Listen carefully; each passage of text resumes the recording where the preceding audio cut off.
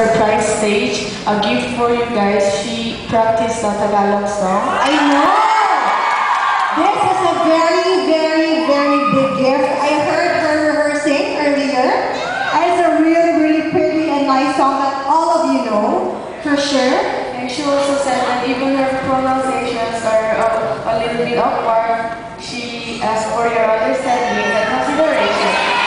Oh my gosh, we would love it. Of course, Pakineshi. Ano ba yun? Sorry, sa Saturn na. You really, truly are the best. And I think this is for everyone a very unforgettable moment, right? Very unforgettable moment.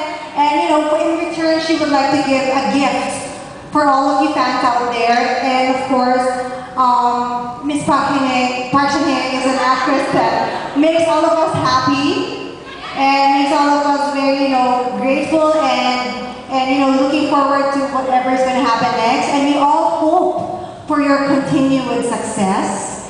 So I am so happy to have been a part of this fan meeting.